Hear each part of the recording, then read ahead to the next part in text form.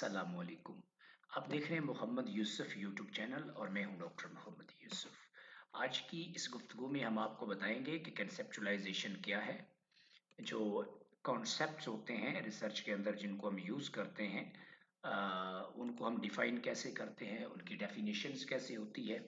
क्योंकि जब भी हम रिसर्च के अंदर किसी चीज़ को मेजर करना चाहते हैं तो सबसे पहले हम उस चीज़ को डिफ़ाइन करते हैं, कंसेप्चुलाइज करते हैं। तो जब भी किसी चीज़ को कंसेप्चुलाइज करते हैं, डिफाइन करते हैं, तो इसका मतलब है वो हमारे पास कॉन्सेप्ट होता है या कॉन्स्ट्रक्ट होता है। यूजुअली हम उसको कॉन्स्ट्रक्ट के तौर पे लेते हैं। तो पहले हम ज़रा कॉन्स्ट्रक्ट की डेफिनेशन देख लेते हैं, उसके बाद फिर कंसेप्चुलाइजेशन की बात करते हैं। A construct is the abstract idea, underlying theme or a subject matter that one wishes to measure। यानी जो चीज़ हम measure करना चाहते हैं बुनियादी तौर पे उसे कॉन्स्ट्रक्ट कहते हैं। Construct is a combination of concepts. और बहुत से जो कॉन्स्ट्रक्ट्स होते हैं वो कॉम्बिनेशन ऑफ कॉन्सेप्ट्स होते हैं, यानी उनके अंदर जो है वो सब कॉन्सेप्ट्स होते हैं। इसको हम थोड़ा सा आगे जो है वो इसकी वजाहत करते हैं।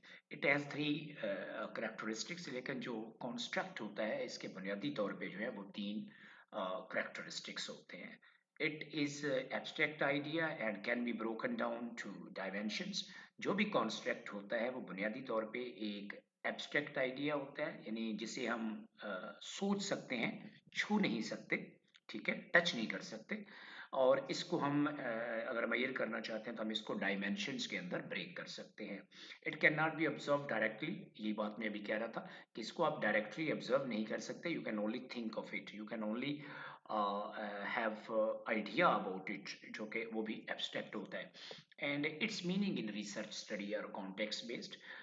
इसका मतलब ये है कि अगर एक स्टडी के अंदर एक चीज़ जो है वो एज ए कॉन्स्ट्रक्ट यूज़ हुई है, तो हो सकता है दूसरी स्टडी के अंदर वो एज ए कॉन्सेप्ट यूज़ हुई हो, and vice versa.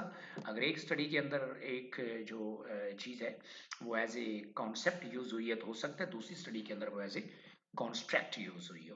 So the meaning of a construct or a concept depends on the context in which they are used। Example देखें जी, इंटेलिजेंस।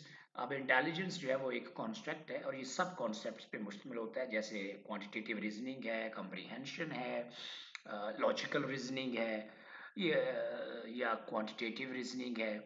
सो ये जो मैंने बोले हैं concepts, these actually make a construct which we call intelligence। इसके advantages क्या हैं जी construct के? Constructs provide a common language and share meaning that help us to communicate about things clearly and precisely। That is one of the biggest advantage of constructs, कि जब हम constructs को define करते हैं तो जब definitions लिखते हैं तो those definitions provide common meaning। Means के जितने भी रिसर्चर्स हैं, जो साइंटिफिक कम्युनिटी के लोग हैं, वो फिर उन चीज़ों के मतलब से आगाह होते हैं कि अगर ये चीज़ इस तरह डिफाइन की जा रही है तो व्हाट डज इट मीन, और वो I mean for which it stands. तो ये क्लैरिटी होती है। देन इसका मतलब होता है जब शेयर मीनिंग होंगे तो then the simplify I mean the concepts simplify communication among those who shared understanding of them. तो जो जैसे साइंटिफिक कम्युनिटी है, जो रिसर्च के लोग होते हैं वो एक कम्युनिटी बनाते हैं जिसे हम साइंटिफिक कम्युनिटी कहते हैं। तो आई मीन जो साइंटिफिक कम्युनिटी होती है वो अपनी नॉर्म्स और वैल्यूज़ को पहचानती होती है। तो ये जो बात थी ये कॉन्स्ट्रक्ट की थी। अब हम कंसेप्चुलाइजेशन की बात करते हैं, यानी देखते हैं कि चीज़ों को हम कंसेप्चुलाइज कर कैसे सकते हैं। A conceptual definition defines what a concept means by relating it to other abstract concepts। I mean, this is a very good definition, बड़ी self elaborative है कि एक जो conceptual definition होती है वो बयान करती है कि concept क्या है, कैसे बयान करती है, उस कॉन्सेप्ट को दूसरे एब्स्ट्रैक्ट कॉन्सेप्ट्स के साथ रिलेट करके। This is a kind of definition given in dictionaries. और ये जो कंसेप्चुअल डेफिनेशन होती है बुनियादी तौर पे ये डिक्शनरी से आती है, यानी जब भी हम किसी लफ्ज़ की डेफिनेशन देखना चाहते हैं तो जो डेफिनेशन हम डिक्शनरी से देखते हैं उसे बुनियादी तौर पे कंसेप्चुअल डेफिनेशन कहते हैं। फ्रे बॉटन एंड क्रेप्स 2000। मिसाल के तौर पे let's elaborated with simple example of love. मोहब्बत जो है ये लफ्ज़ हमारे लिटरेचर में यूज़ होता है, रिसर्च के अंदर भी यूज़ होता है, हमारे पब्लिक डिस्कोर्स के अंदर ये लफ्ज़ बहुत यूज़ होता है। तो आइए मैं इसकी एग्जांपल से आपको समझाता हूँ कि कंसेप्चुलाइजेशन करते कैसे हैं। For example the dictionary definition of the term love is यानी अगर हम मोहब्बत की या लव की जो तारीफ है डिक्शनरी के अंदर वो हम मालूम करें तो वो कुछ इस तरह से है, quote in quote, a deep and tender feeling of affection for or devotion to a person or persons, Frey, Botan and Kreps, 2000, page number 81। So इस किताब के जो जिसका नाम है इन्वेस्टिगेटिंग कम्युनिकेशन, इसके पेज नंबर 81 पे ये डेफिनेशन मौजूद है। That's why I used quote in quote, यानी आई यूज सेम वर्ड्स। अब आप जरा इसको इस डेफिनेशंस पे जरा गौर करें। Note that this definition of love uses other abstract concept जैसे डीप, ये एक बजाते खुद जो है वो एब्स्ट्रैक्ट कॉन्सेप्ट है। Tender is also an abstract concept. Feeling is also an abstract concept. Affection is also an abstract concept. Devotion is also an abstract concept. तो आप देखें सिर्फ एक जो मोहब्बत की डेफिनेशन है उसके अंदर वो डिफाइन करने के लिए हमें जो दूसरे कॉन्सेप्ट्स के साथ उसको रिलेट करना पड़ा है वो 5 कॉन्सेप्ट्स हैं। और ये बुनियादी तौर पे खुद जो है ये गैर मर्री है, मतलब एब्स्ट्रैक्ट है, इनको हम डायरेक्टली ऑब्जर्व नहीं कर सकते, डायरेक्टली इनको छू नहीं सकते। कुड बी कंपोज्ड ऑफ सब कॉन्स्ट्रक्ट, तो ये सब कॉन्स्ट्रक्ट्स हैं, यानी 5 सब कॉन्स्ट्रक्ट यूज किए हमने सिर्फ एक कॉन्स्ट्रक्ट लव को डिफाइन करने के लिए। So that's why the job जो है वो सोशल साइंटिस्ट का वो बड़ा कॉम्प्लिकेटेड होता है, वो बड़ा डिफिकल्ट होता है कि सोशल साइंटिस्ट ने जो कॉन्सेप्ट्स होते हैं उनको प्रिसाइजली डिफाइन करना होता है, कंसेप्चुलाइज करना होता है, क्योंकि ये जो कंसेप्चुलाइजेशन है देन ये डिसाइड करती है कि हम चीज़ों को मैयर कैसे करेंगे। A single concept can have many definitions and people may not reach consensus regarding their definitions। अब ये भी हो सकता है कि जैसे मोहब्बत है इसकी बेशुमार definitions होंगी और ज़रूरी नहीं कि सारे जो scholars हैं वो सारी definitions पे agree भी करें। So sometimes literature could have the different definitions of the same concept, जैसा मैंने मोहब्बत कहा, इसी तरह एंजाइटी है, इसी तरह डिप्रेशन है, इसी तरह इंसोमिया है, इसी तरह फेमिनिज्म है। ये देखिए similarly feminism is a concept. तो इनकी डेफिनेशन आपको लिटरेचर में मुख्तलिफ नजर आएंगी। जब आप अपनी रिसर्च के अंदर यूज करेंगे तो आप देखें कि कौन सी डेफिनेशन जो है वो आपके रिसर्च टॉपिक को कैप्चर करती है, ठीक है, उसकी तिश्नगी को पूरा करती है, आप वो यूज कर लें लिटरेचर के अंदर, उसका हवाला दे दें। The conceptual definitions are linked to the theoretical framework, और जो कंसेप्चुअल डेफिनेशंस होती हैं इन्हें हम थ्योरेटिकल फ्रेमवर्क के साथ लिंक करते हैं। For example, intelligence is a construct made of many sub-constructs like verbal ability, quantitative ability and reasoning। तो आप देखें इंटेलिजेंस जो है वो एक कॉन्स्ट्रक्ट है और इसके अंदर 3 कॉन्स्ट्रक्ट हैं जिसको हम वर्बल एबिलिटी कहते हैं। I mean how much you are able to verbally communicate and you have the ability to communicate.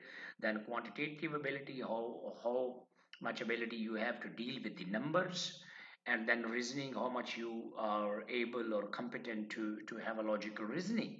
सो आप देखें ये 3 जो मैंने कॉन्स्ट्रक्ट बोले हैं एक्चुअली ये सब कॉन्स्ट्रक्ट्स हैं एक बड़े कॉन्स्ट्रक्ट के जिसका नाम इंटेलिजेंस है।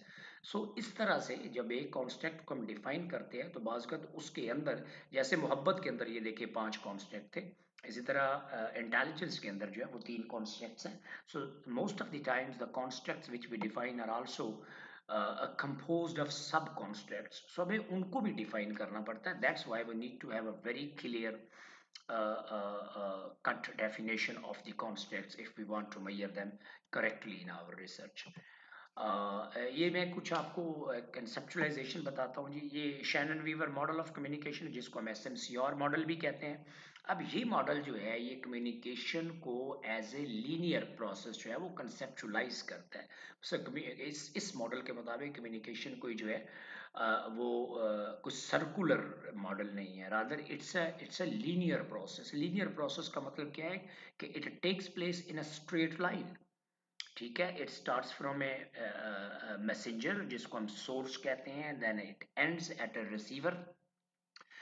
जब मैसेज वहां तक जाता है तो it includes the sender, information source, then encoder जो मैसेज बनाता है, देन चैनल मीडियम जिससे मैसेज गुजरता है, देन डिकोडर जो मैसेज को डिकोड करता है, अंडरस्टैंड करता है, उसे रिसीवर कहते हैं, then feedback. So these are the basic components of Shannon Weaver model of communication which is a very popular model of communication जिसको SMCR मॉडल भी कहते हैं, यानी source, message, channel, and then receiver oriented model भी इसे कहा जाता है। For example when a radio host speaks, sender जब वो बोलता है तो उसे सेंडर कहते हैं। दे वॉइस जो वो बात करता है वो ट्रांसमिटेड थ्रू रेडियो वेव्स, उसे चैनल कहते हैं। और जो वो बात करता है बजाते खुद वो मैसेज होता है। Picked up by radio receiver decoder, और फिर रेडियो रिसीवर उसको डिकोड करता है, and understood by the audience, और फिर ऑडियंस उसको समझती है। या इस वक्त जो मैं आपसे गुफ्तगू कर रहा हूँ, I am actually the sender, what I'm saying actually is the message. The message is passing through the channel, which is YouTube in this case, and actually you are the receiver because you are receiving that message. और जब आप उसको इस video को, इस lecture को सुनेंगे, उसको अंडरस्टैंड करेंगे, तो बुनियादी तौर पे you are decoding the message. जितनी आपकी डिकोडिंग की कैपेसिटी बेहतर होगी, कैपेबिलिटी बेहतर होगी, एबिलिटी बेहतर होगी, उतना ये लेक्चर आपको ज़्यादा बेहतर समझ आएगा। This model helps conceptualize communication as a transmission of signals and can be used to identify potential breakdowns like noise and then can affect the clarity of communication.